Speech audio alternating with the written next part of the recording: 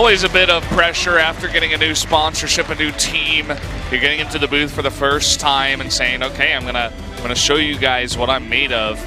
And can he actually do it against a guy like aLive? This is, of course, ByuL in our lime green Jin-Air booths. Everything is green here. it's pretty nice.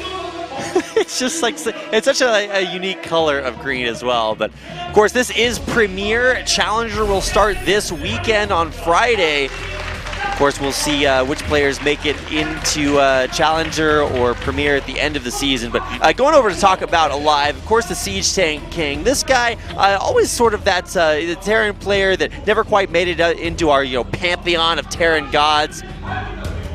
Is that a tattoo on his arm, or it's did he either just a tattoo, write in he forgot cursive on his arm? He forgot his build order, Brendan, so he's like, all right, I got to remember to make tanks right here at the 2-minute mark. And he had to write it in cursive too, just to make it look fancy. He's an elegant nerd, man. All right, so coming up, our next best of 3 will be ByuL versus aLive. One player will pick up their advantage. Of course, you do want to win 2-0 to get more share of that prize money. More money. All right, so let's go ahead and get into our second best of 3, ByuL versus aLive. ByuL, 한지원. aLive, 한희석.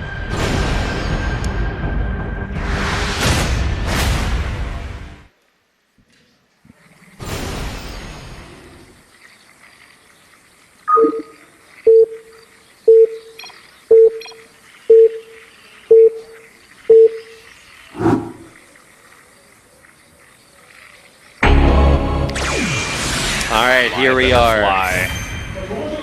Fly, butterfly.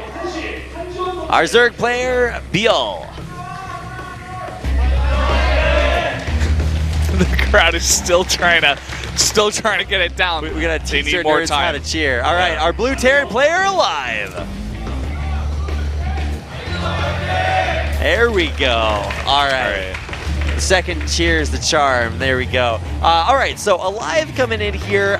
Theoretically, at least, if you want to believe the standings, we've seen pretty solid stuff from aLive. Of course, coming off of a very high placement in the round of 8 at HL Extreme Masters World Championships. Really, really sick Terran versus Terran play in that tournament. But now he's going to go into a TVZ. And as far as win rates go, basically the same as far as racial win rates go between these two players. If you want to count their head-to-head over the entire course of their career, then ByuL slightly edges out aLive, but of course that's been a very long career for both players, so really just going to decide kind of a new era of play against each other. A chance to see how that goes here tonight. I'm going to start off things pretty simple, pretty normal. Yep, pool and gas. aLive, his hair gets crazier and crazier the more we see him. Game number 2, it's going to be like up in a mohawk. Game 3, it's just going to be shaved bald. It's gonna be blonde, man. It's gonna be blowing back in the wind. He brought his fan here for Super for Saiyan game aLive. 3. Yeah. Okay, so now we get a chance to see what the build is coming out from aLive. He has bank and minerals, and there goes down the command center. So it's going to be a pool with gas up against the command center first. So that is maybe a little bit of a window for ByuL to be able to get something done. Entry, of course, up, and nothing too crazy aside from just the opening builds. Yeah, and if you guys are joining us late, just to go over the format once again, we are having 5 best of 3s every time we come into the studio for Premier, which is every Monday night at 7. It's going to be the same time every week, and all 10 players from Premier play every single time. So it's just that round-robin kind of format. So we'll have 9 weeks, right, where one player has to play against the 9 other players. One player in a best of 3 every week, and $1,000 on the line for every best of 3. And we will have the standings at the end of every day to see where all the players are currently. Obviously, after today, there's not going to be all that too much information, but eventually we'll have this league kind of fleshed out and see who's on top and who's on bottom. All right, factory being floated so that it can be reactored already. We're going to see those that Hellion production come out most likely, and then, of course, dropping them off wherever he wants. Hellion's out on the way. 3rd hatchery, also that tiny little hidden drone. Just made sure it was safe so that he could throw that down unharassed on anything like that Reaper. And here it goes. Yeah, just coming out here scouting. We do have the 3rd Command Center coming down here from aLive, so just a little bit of pressure with the Hellions, and we'll be going into an economic build. So should go into a bit of a longer one here in Game 1. Yeah, it'll be cool to see a longer game like this. Our first series was, I don't think any part of that series was standard. Roach Warren being thrown down, and that Reaper will scout it out, so aLive will be aware of what's coming his way. Doesn't want to get, surprise Ravager busted or anything super crazy like that. Viking out as well, so going to have that Pult Viking just to go ahead and eschew all of the other overlords away. Eschew. Wait, that's not the correct usage of the word eschew. I meant usher. Usher? Yeah. Well, if by usher you mean shoot them with a bunch of missiles until they die and explode. It's a helpful suggestion that also kills them. Usher them out of the game to their grave. Well, this Overlord is going to get a bit of information before he does that. And by a bit of information, we're going to see the entirety of the macro forces coming up. They're already trying to make this wall off work. Evo Chambers up in the front, along with, of course, that Roach Warren should be undergoing production here in just a second. But a big round of drones having just been built. Like you said, neither player really going to go for something super crazy. And to encourage this game to make it a little bit further, bunker up in the front at Maru's Natural. Or not Maru, aLive. Different series. Yeah. It's actually really cool that we get to cast. But same race, Terry. That is very true. So it's actually really cool that we get a chance to cast 10 different players on a single day. It's been so long since we've had things like this. Like last season of SSL started out with these 4 days of just massive like player versus player round robins that lasted like 10 hours. Those were, I mean, there was some fun in that for sure, but 10-hour casting days. Yikes. Also, it's just like, it's too long. You know, who's actually going to watch the entire 10-hour broadcast? It's really hard to do that. It certainly is. And man, if we want to talk about macro, a very common Brood War build is just to go 5 racks. Well, that's exactly what we're seeing here out of aLive. He's going to send the first 2 Hellions out there. They might be in time to snipe that drone. No, they're just going to go straight on into this 3rd base and really should be able to get quite a few drone kills if he micros them correctly.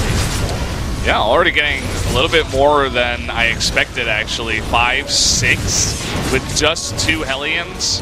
Nice bit of damage being done here, but as you were saying, that 4th base goes down uncontested. Could have delayed that a little bit. Seems like it was delayed anyway by ByuL's build. Yeah, he also has a macro hatch in his main as well. Spire coming down here as well. So this is actually just going to be an insane number of hatcheries. I realize this was kind of one of those no rush 20 kind of games, but wow, what a macro explosion from both players. Well, it looks like he's committing heavily to the amount of lings that he will make, so obviously needs that extra larva. Going into the melee +1, and of course the Carapace getting Baneling speed. ByuL going for his own little run by. Here come those emergency medevacs in there to once again usher the Zerglings away. That's kind of my word of the day, I guess. Yesterday it was ubiquitous, so be glad you didn't catch the word of the day. I like this word of the day a little bit better. Usher.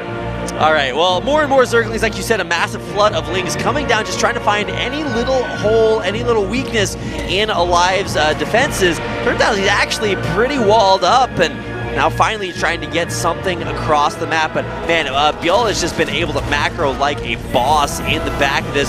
Spire just about to complete 25 Zerglings in production and about to complete there as well. And this time, no medevacs to save these workers. Yeah, the Marines do get over here.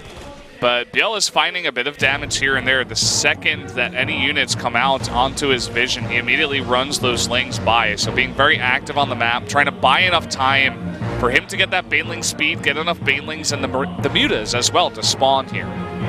All right, 11 Mutas on the way there as well as Flyer attacks. +1/+1 done, and 2-2 started there for ByuL. Same thing for aLive as well. So man, really cool to see this mid-game advance, because we have, like you said, pretty unharassed economies for the most part. 60 workers to 73, really high on that drone count there for ByuL, but just trying to macro up this huge Zerg force and find an opportunity to run aLive over. Yeah.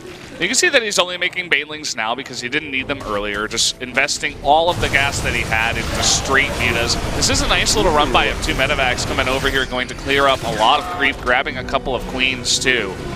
Yep, gonna scan as well and find out what he can get done. Finally, reveals the Mutalisk into a lot of value, taking out both dropships. Yeah, definitely a good time to reveal those mutas, getting that damage done. And you can see those lings on the right side, just so menacing, waiting for their chance to strike. It seems like aLive does spot them, but I love the fact that he's just being very active with these, trying to find any damage that he can. Yeah, and really great Mutalisk control, not only to avoid getting picked off by big clumps of Marines on the ground, but taking out medevacs, Vikings, and really just being really mobile and active with both the Zergling Force and the Mutalisk, and now bringing them both together to find more value, taking out little chunks of aLive's forces. Yeah, fighting where he can. You know, he loses some Zerglings there, but a pretty even trade. Doesn't lose any of his mutas as well. Back at home, he's amassing this big amount of lings, making banelings where he can whenever he has gas. He's not overcommitting to the mutas, making them about 4 at a time. But I think we need to see some more AoE in this Terran force. I think there's only 3 Widow Mines, and if those Widow Mines do not get good hits, I think this Terran army could just get overrun. All right, well, here comes the big push up from aLive. This is his sort of Deus Vult. He is going straight into the homeland of the Zerg forces. Muta's in the background getting a lot of damage done, but is there enough here? Not really moving his forces back. A lot of banelings do connect, but it's all on Marauders. Yeah, so many Marauders in the mix too, and that's where a lot of that Terran gas is going. Here comes the rest of the banelings though. And he did clear up a lot of creep earlier on, but not all the creep up here on the high ground, and it will be enough to clean up that Terran army. And look at these mutas in the back door, getting 16 SCVs. SCV kills there, lots of damage done, and just barely the least little bit amount of units back at home to defend for ByuL. aLive has to pull back, and now very wounded, 44 workers to 79 drones. Yeah, ByuL really making the pace of this game so far, saying, okay, aLive, you can attack into me, but I have all the units ready. Meanwhile, I'm going to attack your expansions, attack your economy. It looks like he's coming around for some more. I mean, ByuL just now getting his 5th base up, and he's still not totally shored up back at home. There are a couple of Widow Mines there, but once again, great Mutalisk control, just trying to pick off little bit by little bit. And I mean, pretty soon, ByuL will just be able to stomp out this force that aLive has across the map. And moving back in once again, does take a pretty decent Widow Mine hit, but it's not enough to kill off many of those Mutas. aLive's like, nah, you know, actually, I'll just let you mine from there for a little bit. How nice. It's okay, yeah. More than enough here to push this medevac dropship away, and nice victory here by aLive, taking out the 5th, but I mean, something tells me ByuL really didn't even need that base. He's getting so much damage done at home. No missile turret. Okay, I say no missile turrets, right? It's a single one hit. All right, 1 missile turret there to defend. 1 missile turret, and that's not nearly enough. There's no Widow Mines at this natural. You can see ByuL is playing it safe because he's not 100% sure. Also, he doesn't want to eat those missile turret shots if he doesn't have to, but he could take out all those SCVs if he really wanted to, right? I think that's what he's just going to do. Dive on top of that missile turret, take it out, and all of the SCVs along with it. 15, 16, 17 SCV kills in the back lines. And even though this force from aLive is scary, nothing can take on these Mutalisks. There's 22 SCVs left. Oh my. He doesn't really, I mean, he's Terran, right? He does have mules, but that's not the biggest SCV count. Oh, that is a gigantic Widow Mine huge hit. connections, but is it big enough? Certainly doesn't look that way. The Mutalisk force continuing to get value, taking out aLive's 3rd base. Look at how many banelings are left over even after that Widow Mine hit that hit mainly Zerglings. So once he gets this big swell of Zerglings and even more banelings, he will go for the push, taking out these Widow Mines. He's just going to build up Zergling, Baneling, everything he needs there, and then just run aLive over. Here we go, trying to come up on top of that high ground. Muta's now back at home. Might just be too much. Here we go. Banelings rolling in. Big Widow Mine hit, but not enough Marines left over to fight. GG, ByuL takes game number 1. That is, as they say, Valdez, the way that the cookie or the Terran forces crumble. Of course, ByuL will pick up his 10 achievement points for his first win in the SSL. A really solid game after our first series. Nice to see just a big macro game on both sides. Really liking that play out of ByuL. You know, he, as you were saying, macro play on both sides, but I feel like ByuL was the first one to kind of take the control of the game into his hands. He's like, okay, you have to respond to my mutas. You have to respond to my run bys. You can't go on my side of the map. There's too much creep here. He got so many hatcheries very, very early on. He identified the build for that Overlord, like you were saying. He saw the third command center, and once he saw that, it was just the Zerg macro engine went into overdrive. He's like, okay, lever forward. Here we go. Yeah. The word for that kind of style in I think Brood War is called Sauron Zerg, where you just like take everything you can out there on the map. He put down a couple more bases, he got a macro hatch, and he just built Infinity Zerglings. And from there on out, aLive just really couldn't come back. So stylistically, when it comes to the macro game, ByuL seems to be on point. But aLive, a man of many styles, we'll have to see what he brings out here in game number 2. It is a best of 3, so he's looking for his win to keep himself literally alive now in this see if game he can number do 2. it.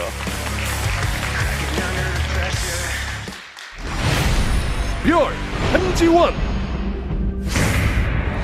aLive 한이서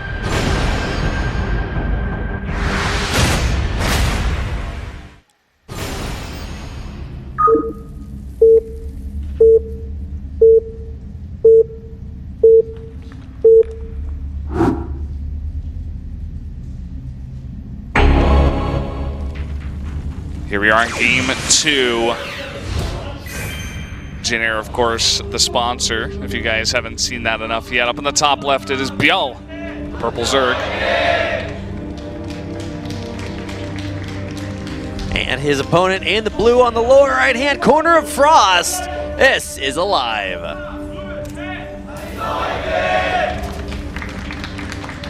All right, aLive down a game.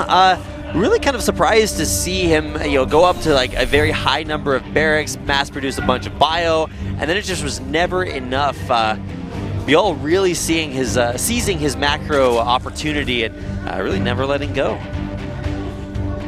Yeah, gotta hand it to him, being active from the beginning, even with the scouting, just making sure he knew what he was getting himself into, right? If you go that greedy and then the Terran hits you with some kind of timing, and you're just gonna get rolled over. You're not gonna have enough stuff. So it's a complete picture, complete puzzle that ByuL had to figure out from the get-go. And now we're on Frost, and it's cross positions. Yeah, so. I mean, I remember cross positions on Frost from way back when I first got to Korea and was subbing in for, I think it was with you for a Pro League, and we were casting a really insanely long macro game on cross positions on Frost. And I was like, oh, well, this map will eventually be out of the map pool. And it is, but it's back also. It's the map that will never die. It never dies. It's still alive. Yeah, it's like, well, what if we just needed a map that was like obscenely gigantic and also had a very long rust position across in cross positions? Well, here we go, and it's going to be most likely very macro start for both of our players once again. Yeah, and I think the reason that this map sticks around is because it is very fair, right? If you look at the percentages across the board, it's been around for so long, but yet it's very, very close to 50% for all matchups. So if you can get a map that is that fair and balanced, well, it definitely works when you're playing on the competitive stage. Reaper flying across our SSL Premier logo and the Jin Air logo. He's scouting out all of our sponsorship. What a great sellout, Reaper. aLive is on the same page as all of us here at SpoTV. So it's going to run over here. Reaper doesn't see the Overlord, but he does see that there's no base there. So unless this is a one-base Zerg build, the Reaper's going to get some accurate information, head back to the Watchtower, and back home.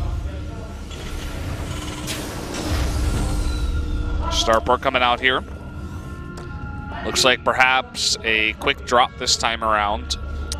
Yeah, going to be most likely seeing those Widow Mines dropped off again.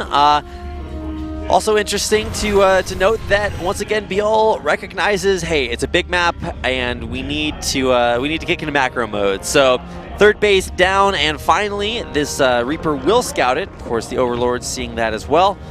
Not really a whole lot of action for this Reaper to get done just yet. Queen there once again to usher it away. We need to have a counter how many times I can see that when I'm not referencing music lyrics. I think that's like number 5, 4 or 5. We're getting up there. Maybe you can get an achievement at the end. What if there was like... We need to have caster achievements, caster Brendan. achievements. That would be sick. Maybe we can get our global producer to make some for us and just not tell us what it is, and it'll just pop up on our screen or something, or he'll send us a text like, Valdez just got the caster achievement for this. Maybe our caster achievement is to, like, you know, use shenanigans or meow in sentences. Meow? Yeah. He's gonna move out right now. He's gonna move out right now. I like that idea way better than player achievements. I mean, it's still a cool idea, but our first medevac, 1 minute Widow Mine, 6 Marines out on the map. We'll see what it can get done. Drones just now being ferried over to this third, so the potential for some damage as this medevac finally reaches its destination. Looks like he wants to hit the natural. Okay.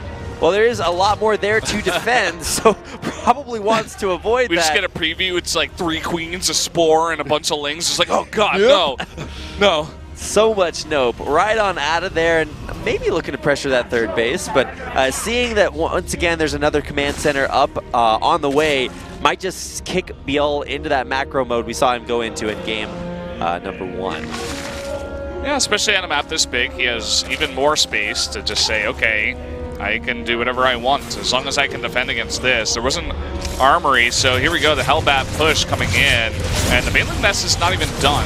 Yeah, this is actually a lot of devastating RB4, sending the Zerglings in, and a nice unburrow keeps the mine from going off. Really nice unburrow, but at the same time, the queens are enough to push away the Hellbats. And so it looks like aLive will have to regroup, and this is going to give ByuL more time to build more units, and he decides that he has successfulally held off the push. He makes 14 drones. What a read. 14 drones, double extractor coming out. He's going to be getting, he already has the Evo chamber up and pumping, and you know, I always feel like as Zerg, a lot of times the players that lose very early just misjudge that. And so even players on top of their games, sometimes it's just really hard to know when you've held forever and when you still need to be you know, playing a little bit more cautiously. And here comes the medevac in once again, but once a perfect spore crawler position. Oh my god. Yeah, and there's an auto turret being annoying. This Raven, you know, getting some damage done. But what is 4 drones in damage when ByuL is already... He's going to be above 70 drones here right now. He's hit 70 drones at 6 minutes into the game, so he's going full macro greed mode here. Yeah, and for Zerg, you know, the dichotomy that they have to play with is, well, I guess it's like a trichotomy, is like amount of larva, and then do you spend the larva on, you know, offensive units or on workers? Well, if you already have enough workers, and if you have a ton of hatcheries, even like macro hatches for larva, then really there's no like limitation on what you do. You just like make a billion army units, and here comes another attempt at Overlord drop, or actually our first attempt at Overlord drop. And that was really cool. He had it in position at where the supply depots would go down. Not sure if that was on purpose or if he was just bringing those over here for the drop. Either way, it works out great for ByuL. Things are definitely looking good for him so far in this series, and let's see what kind of damage this harass can get done. Yeah, needs to actually maneuver these Zerglings correctly. Realizes that some of them have you know, given themselves away. The jig is up, and so is his time there. Another 4 drones picked off by just an auto turret, so little bits of value here and there. But like you said, ByuL really just doesn't care. He's got way more drones than he needs. Raven has 13 kills. I assume probably 8 of those were the drones that went down, and then 5 Zerglings. You can see aLive macroing up himself in a pretty good way. Has that third base, lots of mules dropped. Curious about when he will go for the 4th. You know, he is very well defended on this kind of big map as well. Well, that was something aLive actually struggled to do in game number 1, is get off those 3 bases. It was really the Mutalisk count and the control from ByuL that was a little bit too difficult to deal with. This time around, a much different army composition from aLive. So he's not just going massive amounts of bio. He has a very high-tech army, but still committing to these drops here. Now 4 Banelings loaded up. That Marine just barely misses this. So if he's not paying attention, if ByuL can distract him somewhere else on the map while he goes for that drop, this could potentially get a lot of damage done into that natural. And I really like these Baneling drops just sort of as contingencies, loaded up and now coming into stim. It'll be really cool to see what the trigger is that causes ByuL to send those overlords in. Is it just like little harassments, or is he going to wait for a big engagement? Here we go. Nice pull. Yeah, immediate. Trying to get a little bit of a Zergling run by on, not able to do that here. And it'll be interesting to see a couple of things. So we have the Mutalisk transition coming up. Will that be as effective? And of course, for aLive, he already knows what happens when Mutas run rampant. So what's his solution to deal with that this time around? Low numbers of missile turrets last game. We'll see if he fixes that. And okay, well, that's something that needs to be fixed. Zerglings don't do so well against that many Hellbats. You don't want to run that in there. And I like the Hellbat addition. He's going to make it even more tanky in the front. It's also adding 3 Marauders at a time. But once again, not a lot of Widow Mines, just adding in tanks this time into his army composition. This drop will eventually be cleaned up here. Well, there's my question being answered. How do you deal with things like drops or Mutalisks? Well, you prepare. A couple of missile turrets, Viking right in position, and that will totally shut that down. Mutas are out on the map. Just about 13, 14 of them. This has been scouted here by aLive. It looks like he is going for his first push across the map, while he does make a 4th orbital. 4th command center, I should say. Will he be able to hold it? A lot out here for ByuL. He's been relatively unharassed for the time being. I mean, he lost 8 drones to auto turrets, but I don't think that really counts as harassment when he's back up to about 80 drones right now. So his economy totally unchecked. He's got more bases than he knows what to do with. Finally, a big Terran ball is moving out onto the map, but right in position to crush that is ByuL setting up a massive flank. Infestation pit on the way. I was wondering when he was going to go for this kind of transition into eventually Hive, or maybe even Infestors, with the amount of Banelings that he does have on the map. You can see he's splitting his army into 2. He's always threatening that counterattack. He has his Mutas down here saying, okay, go for a 4th base. I'll just go harass it. But at the same time, he's keeping this Terran army on his side of the map. Can't really do that much damage, and the creep is beginning to spread. The 5th base is out for the Zerg. I mean, we're only 11 minutes into this game, and ByuL is already starting to just build up a massive bank. Flyer weapons 2 on the way, as well as hitting his tech all the way up to the top of the tier list. Luckiest Viking alive there, gets away with 8 HP. And it's going to go back in for more auto turret harass. aLive once again trying to break out across Frost, but he's been frozen in place for now. Can he get that? Yes, he can. And wow, just harassment on both sides. Looks like well, lots of workers going down on both sides and trying to take out this command center. He's not responding to this. Those Marines are going in the wrong direction towards the main for a long time. Is he going to save that? I mean, there's some decent amount of Marines there to push that away, but that command center is pretty low, sending it into a lot of missile turrets. aLive, very well prepared. So many Banelings out on the map. And that's quite a scary position for aLive to be. You can see that ByuL always threatening. Oh boy, that's going to go down. aLive needs to apply his name to his buildings and try to keep that one in there. In the meantime, trying to get a command center, or in this case a hatchery snipe of his own. Will he be able to get that? No, turns out Zerg Force is pretty fast across the map. Much more mobile, and it's working out for this gigantic map. Cross positions Frost so far. You can see aLive still has not been able to push, and a denied 4th base is huge because we don't see the Terran macroing up on 4 bases with 3-3 going for massive pushes and harassments right now. He's just kind of sitting in his base, trying to survive still, and not really doing all that much damage. I mean, 3-3 on the way, about to complete there for his ground units. We'll see if he is able to break out once those upgrades come in. He's really just taking his sweet time about it. In StarCraft 2, as opposed to Brood War, you really mine your bases out pretty quickly. So the ability to expand across the map and continue to get bases becomes what the game evolves into. And right now, aLive finally able to make his way out there. Grab himself a 4th base and push the Mutalisks away. You can see that aLive, now that his 3-3 is finishing up, he's getting a lot more aggressive. This 5th base is not going to live for much longer. ByuL has to give that away, but a massive counterattack coming across the map, and this is an orbital, not a planetary. Seems like some ByuLing's running into some trouble in the middle of the map, but at least he does stop mining for quite a bit here at the 4th.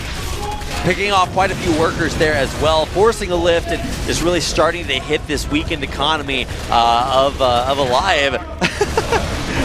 so much Zerg he can't even get through there, and more ByuLings than he knows what to do with. I'm pretty sure ByuL has 1 ByuLing for every Marine at this point. It's getting to that point right now. The little Zergling that could, taking out everything there at the base. aLive once again pushed way back into his base, unable to get out on the map. ByuL takes another base down towards the bottom left this time. Decides that will be a little bit easier to defend. But now, Adrenal Glands coming up here. Ultralisks in the mix. Chitinous Plating, 3-3. And ByuL is macroing up to that. Super late game Zerg. Has bought himself enough time to get all those upgrades and those late game tech units. Now, Terran here is going to hit, the end game for Terran. He's going to get the Liberator range, which is just now completed. Lots of Liberators on the way as well. But when the Zerg player he's going up against has like a 2K bank, I mean, you can kill a lot of Zerg, and he's going to be able to just build it right back. So we'll find out whether or not he is. No, you got to keep moving. That is the unluckiest of dropships taken out, and once again, aLive just stymied. Yeah, he doesn't really have a counterattack option. Kind of just moves into the middle of the map.